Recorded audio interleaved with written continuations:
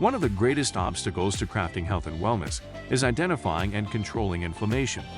It's at the core of all complex and chronic diseases, and it's the driving mechanism that underlies the most common symptoms that people like you struggle to overcome. Join us as we explore cutting-edge science and research to give you the information and tools you need to create the quality of life you want and deserve.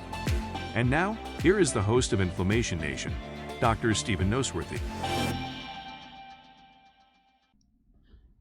All right, guys, we're back to finish off this discussion about my new favorite lab test called the Advanced Oxidative Stress Test. And if you haven't listened to part one, go back and listen to that because I go over the fundamentals of inflammation, really what that is.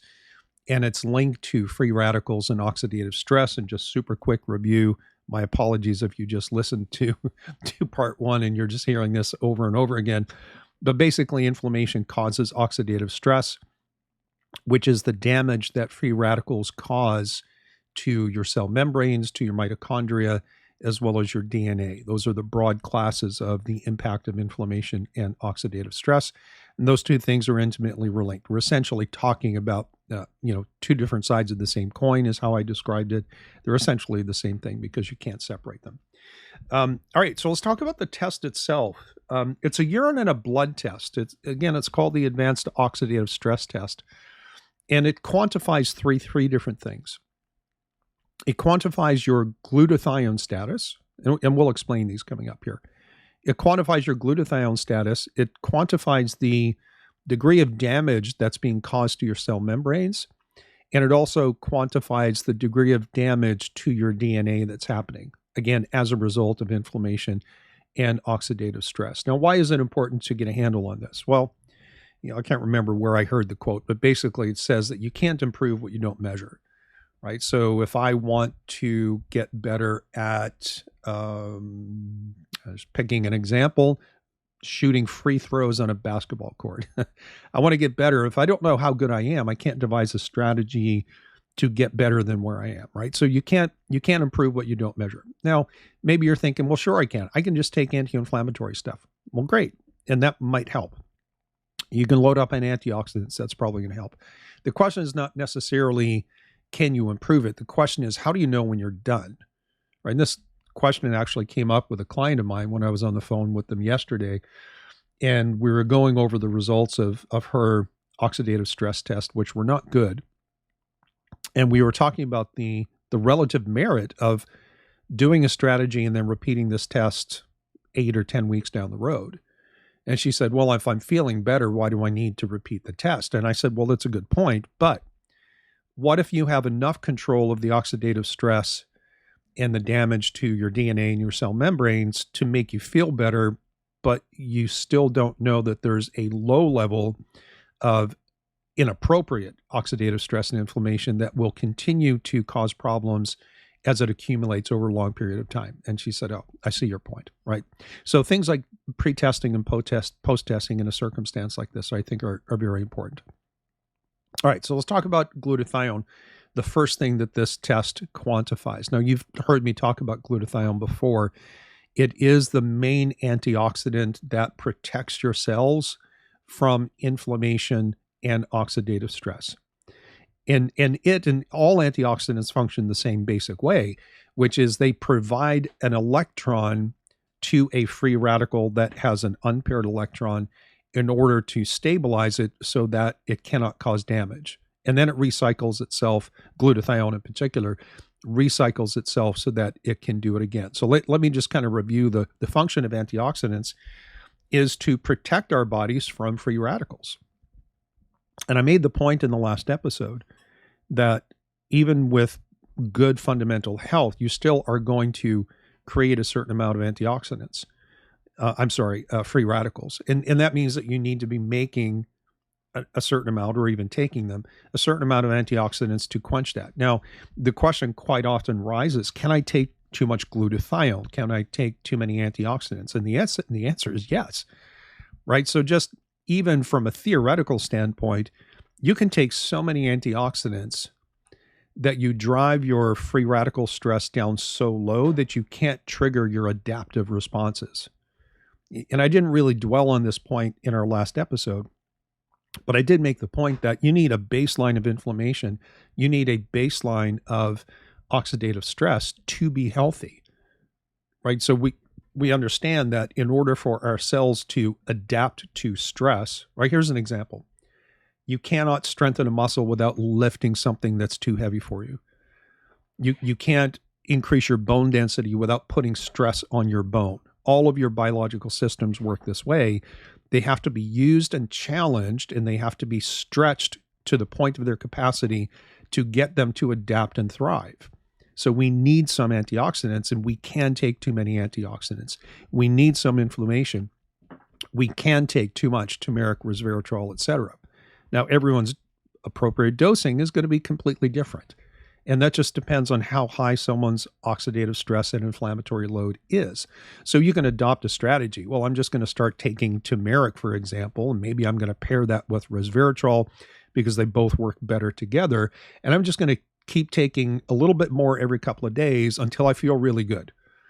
And that might be an appropriate strategy. In fact, that's something that we quite often teach in functional medicine seminars. I call it dynamic dosing because I have no idea. Like if you called me tomorrow and said, hey, let's work together, I have no idea how much of these things you need until we do some investigation or perhaps do some trial and error. And this is why I love this test, is because it starts to take some of the guesswork out. And at the very least, it gives us a baseline of information to which to make future comparisons. And again, just based on the conversation I had with that lady yesterday, you need to know when you've done enough. And you need to make sure that you don't overshoot your goal, because having too many antioxidants is not good for you. Having too much anti-inflammatory is not good for you. Call it the Goldilocks principle, right? Too little is bad, too much is bad.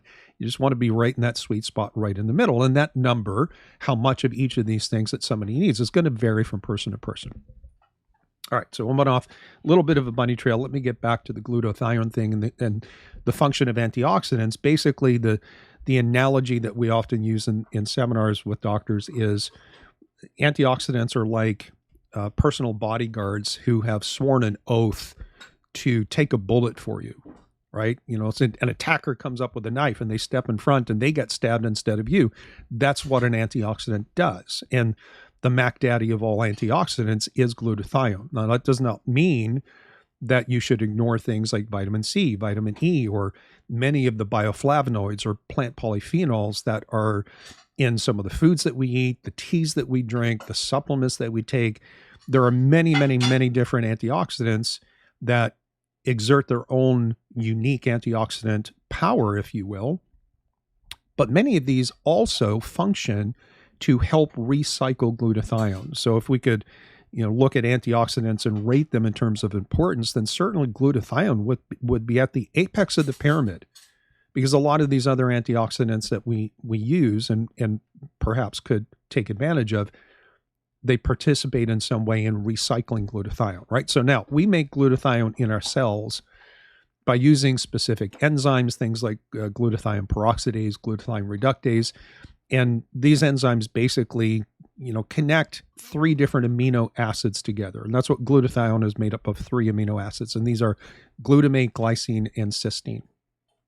Our glutathione levels go down when we have too many free radicals, and either we can't produce enough or we can't recycle enough to keep pace with whatever oxidative stress we have, right? So in other words, inflammation and free radicals tend to deplete your glutathione levels, and sometimes simply taking something like N-acetylcysteine helps, because cysteine availability controls how much glutathione that you can make. It's the rate limiting step in the production pathway, assuming you don't have things like genetic polymorphisms in the enzymes that are trying to produce it for you.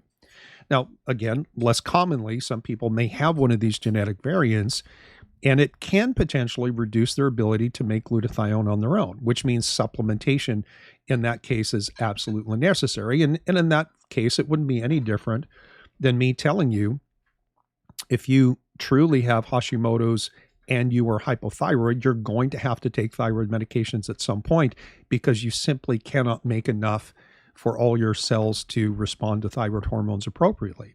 So sometimes there's a hard block, there's a hard stop in how much of something you can make, and you must take it, either medication or supplementation.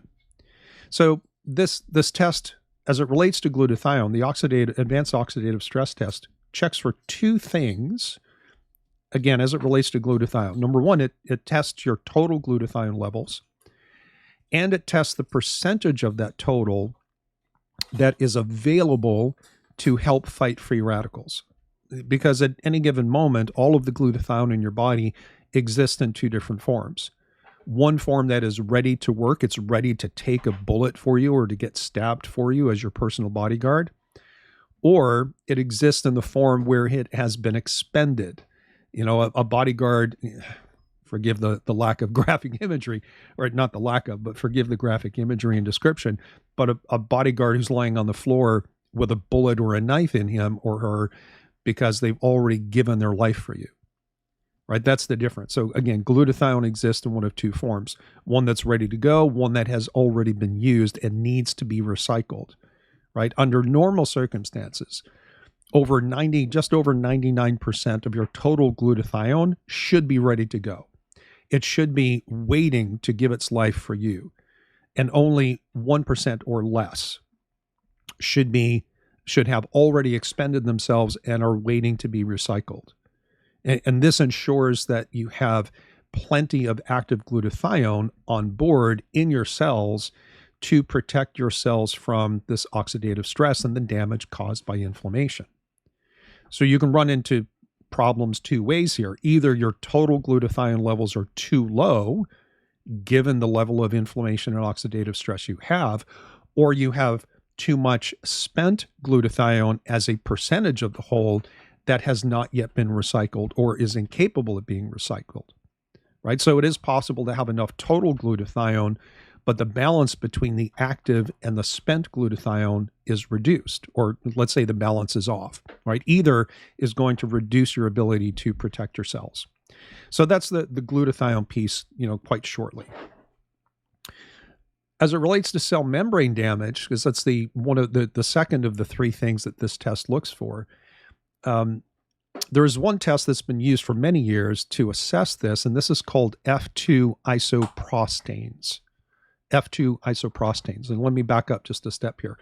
All of your cells have a membrane that forms the outer structure of the cell, and that keeps all of the guts of the cell inside, right? All of the inner cells are contained so that they don't leak out into the environment. That's what the cell membrane does. And the cell membrane is made up of fats and proteins. Proteins are embedded in this fatty substance. You may have heard the term the bilipid layer. That's kind of what we're talking about. So this membrane made up of fats and proteins helps the cell membrane stay flexible. And that allows for things like nutrients and hormones and other things to come in and out of the cell. And it also allows the cell to send and receive biological signals. I mentioned in the first episode, or the first part of this, the process of cell communication, right? This is how cells talk to each other and how systems stay connected. But sometimes the types of fats that get used to make up the fatty part of your cell membrane, they're not the greatest, right? And these basically come from your diet. So if your diet is made up of mostly unhealthy fats, then over time your cells replace the healthy fats with unhealthy ones, and the cell membrane becomes stiff, and things don't flow into and out of the cell as well as they should, and this impairs cell communication, which means the function goes down. And so when you have these healthy fats inside your cell membranes, then the inflammation and oxidative stress causes damage to them. It causes oxidation of the fatty or the lipid portion of your cell membrane. And we can pick that up by testing for or measuring these things called F2 isoprostanes. This is a well-established classic marker of cell membrane damage. And so it's very simple. If you have cell membrane damage, your F2 isoprostane levels are higher than they should be. And that means some combination of too much unhealthy fat in your diet, too little healthy fat in your diet, and or low antioxidant status. And one of the major players here is the glutathione that we just talked about. Remember, all antioxidants help, but glutathione is the main one that we're concerned about. Not that we ignore the other ones, right? And in fact, we have several studies, and this will highlight the importance of something like glutathione status.